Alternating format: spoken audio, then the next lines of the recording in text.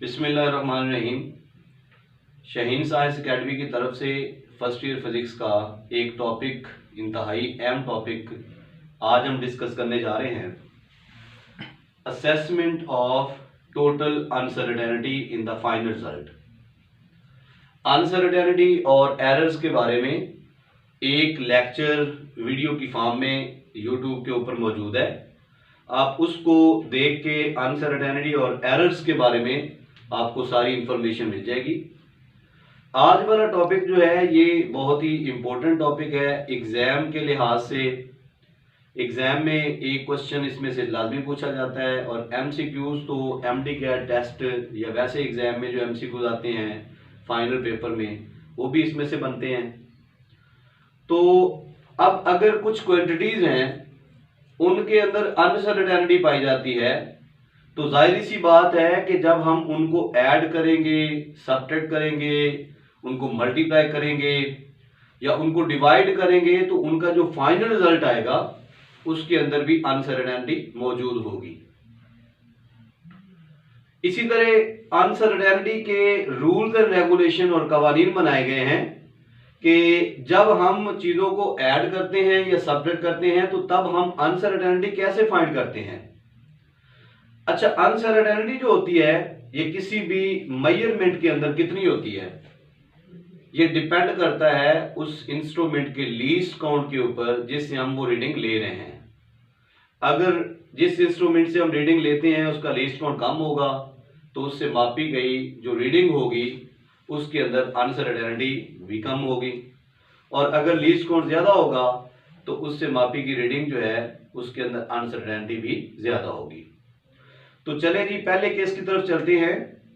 In the case of addition or subtraction the absolute uncertainty is added।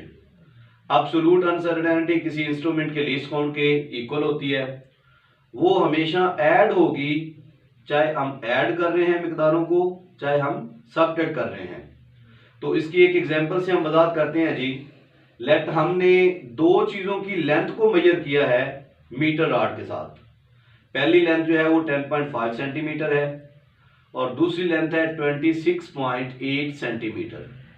इनको हमने metre rod से calculate किया है। मीटर रॉड का जो लीस्ट काउंट है वो 0.1 सेंटीमीटर है। तो इसी तरह पहली जो लेंथ है उसके अंदर भी अनसर्टेनिटी होगी, वो कितनी होगी 0.1 सेंटीमीटर के इक्वल, और दूसरी लेंथ जो है उसके अंदर भी 0.1 सेंटीमीटर की अनसर्टेनिटी होगी और उसको हम ऐसे लिखते हैं 26.8 प्लस माइनस 0.1 सेंटीमीटर। अब अगर हम इन दोनों लेंथ को हम ऐड करते हैं L1 प्लस L2 करते हैं तो ये जो क्वांटिटीज हैं ये तो आपस में ऐड ही होंगी, लेकिन इनकी अनसर्टेनिटी जो है वो ऐड ही होगी। यानी चाहे हम इनको सब्ट्रैक्ट करें चाहे हम इनको ऐड करें, जो अनसर्टेनिटी होती है ये हमेशा क्या होगी, ऐड होगी। अब हम ऐड कर रहे हैं तो 10.5 और 26.8 को आपस में ऐड करेंगे और इनकी अनसर्टेनिटी जो है वो ऐड हो जाएगी। तो इसका मतलब है पहली एक लेंथ जो है उसके अंदर अगर अनसर्टेनिटी इतनी पाई गई है, दूसरी अंदर भी इतनी है, तो अब उनके रिजल्ट के अंदर वो अनसर्टेनिटी डबल हो जाएगी। यानी इन दोनों को ऐड करेंगे तो कितनी आ जाएगी 0.2 सेंटीमीटर। तो इनको ऐड करने से हमारे पास 37.3 सेंटीमीटर और इनकी जो अनसर्टेनिटी फाइनल रिजल्ट के अंदर है वो है 0.2 सेंटीमीटर। अब अगर हम लेंथ L1 को L2 में से सब्ट्रैक्ट करते हैं, माइनस करते हैं, तो फिर भी अनसर्टेनिटी क्या होगी, वो फाइनल रिजल्ट के अंदर ऐड ही होगी। मतलब अनसर्टेनिटी का मतलब है कि ये जो लेंथ है इसमें इतना जो है वो पाई जाती है गैर यकीनियत, ठीक है, या आप कह लें कि इतना शक पाया जाता है कि ये वैल्यू इसमें कम भी हो सकती है और ज्यादा भी हो सकती है। जब दोनों क्वांटिटीज के साथ ये अनसर्टेनिटी है तो फाइनल रिजल्ट में चाहे वो क्वांटिटीज ऐड होती हैं चाहे वो सब्ट्रैक्ट करती हैं आपस में, तो उनकी अनसर्टेनिटी क्या होगी, वो ऐड ही होगी। L1 माइनस L2 करें तो ये L2 माइनस L1 करें तो ये L2, इसमें से माइनस L1 10.5 करेंगे, बट उनकी जो अनसर्टेनिटी है ना 0.1 और 0.1 ये ऐड होगी, तो सबट्रैक्ट करने से आंसर हमारे पास 16.3 आया, बट उस आंसर के अंदर अनसर्टेनिटी 0.2 है। अच्छा, तो हम बात कर रहे थे एब्सोल्यूट अनसर्टेनिटी की, कि वो हम ऐड ही करते हैं अगर हमारे पास एडिशन का केस आता है या सबट्रैक्शन का केस आता है। तो इसमें एक जनरल एग्जांपल मैं अगर बताऊं आपको, तो वो क्या है जी, कि अगर मैं एक दोस्त से पूछता हूं कि आपकी जेब में इस वक्त कितने पैसे हैं, वो मुझे कह देता है कि जी मेरी जेब में पैसे हैं 200-250 होंगे। तो अब उसके जो टोटल अमाउंट है उसमें कितने पैसों का फर्क आ रहा है, वो कितना जी 50 रुपए का। इसी तरह वो मुझसे पूछता है तो मैं कहता हूँ जी मेरी जेब में है 500-550 रुपए है, तो मेरी जो मैं अमाउंट बताता हूँ उसमें भी कितना फर्क आता है 50 रुपए का। अब हम उनको ऐड करते हैं, तो जो ऐड करने से जितनी भी अमाउंट बनेगी तो उसमें अब फर्क जो आएगा, जो शक पाया जाएगा उसमें, वो कितना आएगा, वो दोनों के जो अनसर्टन वैल्यू थी या दोनों की जो शक वाली वैल्यू थी वो उसके ऐड के बराबर होगा।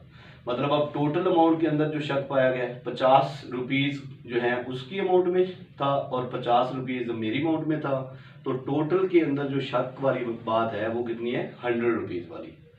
तो इसी तरह अगर हम सब्ट्रैक्ट करेंगे या हम ऐड करेंगे तो उसके अंदर जो अनसर्टेनिटी है उसको हमेशा ऐड ही करते हैं।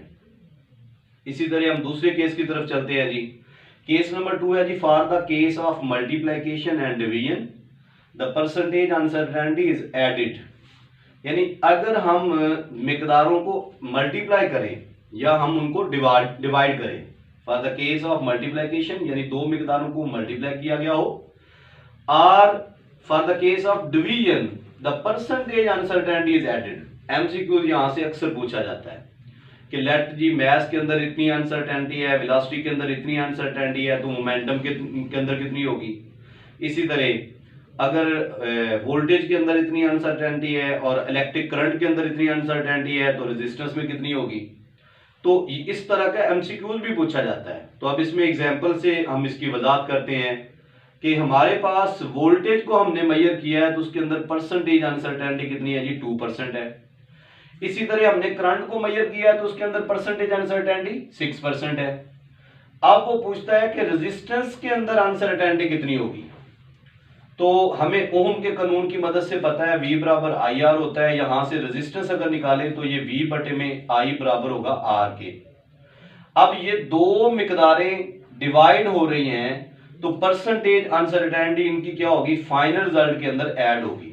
इसकी 6% है वोल्टेज की, करंट की 2% है, तो रेजिस्टेंस में 8% अनसर्टेनिटी आ जाएगी। इसी तरह एक और एग्जांपल के साथ इसको वजाहत करें कि मैथ्स के अंदर फर्ज किया अनसर्टेनिटी है, परसेंटेज कितनी है 3% है, और वेलोसिटी के अंदर परसेंटेज अनसर्टेनिटी कितनी है जी 5% है। तो बताएं जी परसेंटेज अनसर्टेनिटी कितनी होगी मोमेंटम में। तो अब हमें मोमेंटम का फार्मूला पता है, कैसे है जी, P बराबर होता है mv।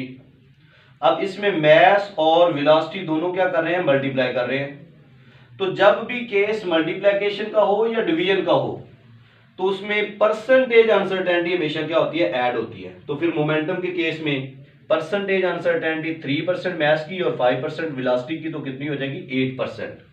तो इसी तरह मोमेंटम वाले केस में दोनों की परसेंटेज अनसर्टेनिटी को ऐड करेंगे तो फाइनल रिजल्ट में हमारे पास कितनी आएगी 8%।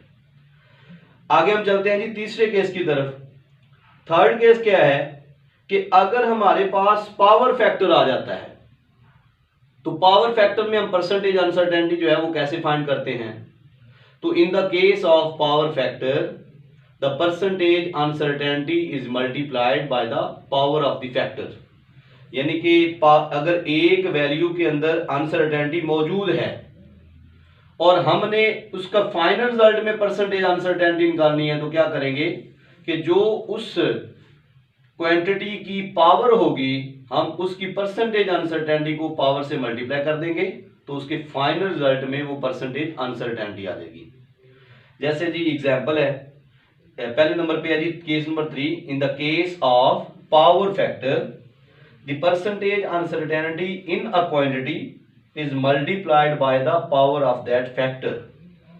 एग्जाम्पल क्या है जी कि सर्कल का रेडियस है, सर्कल के रेडियस के अंदर जो परसेंटेज अनसर्टेनिटी है वो है 4%।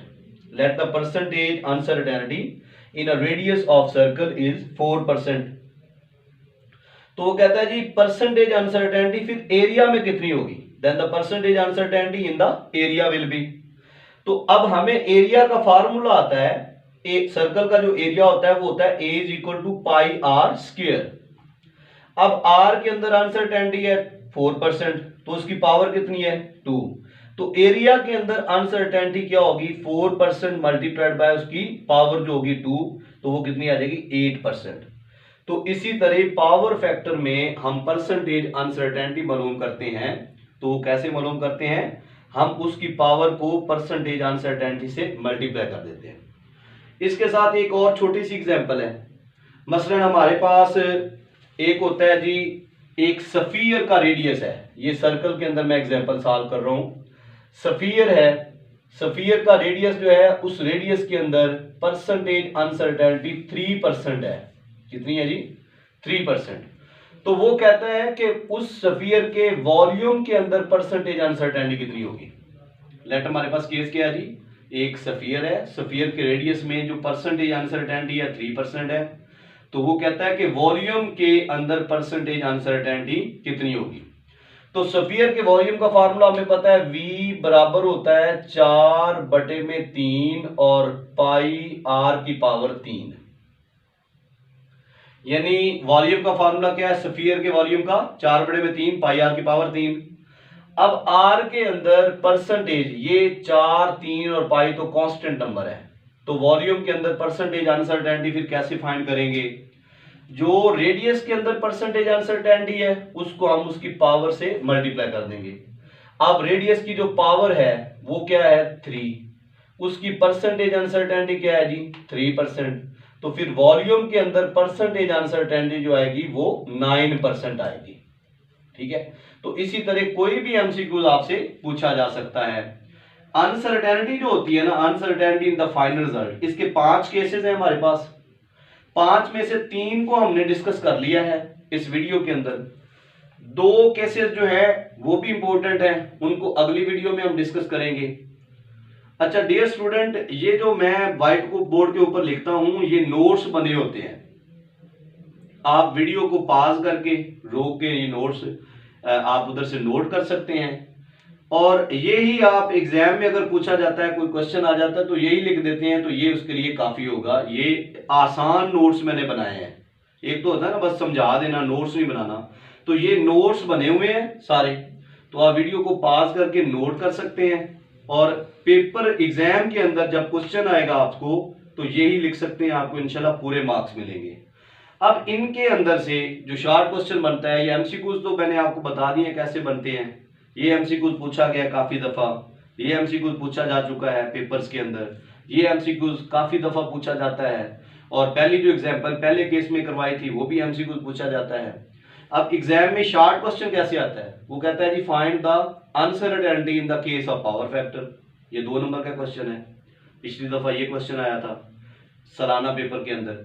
इसी तरह वो कहता है कि how can we find the uncertainty for the case of multiplication and division, ये क्वेश्चन आ सकता है। तो मतलब ये इंपॉर्टेंट है 5 केसेस, इनमें से कोई ना कोई क्वेश्चन जरूर पेपर में पूछा जाता है, और एमसीक्यूज तो बनते ही बनते हैं इसमें।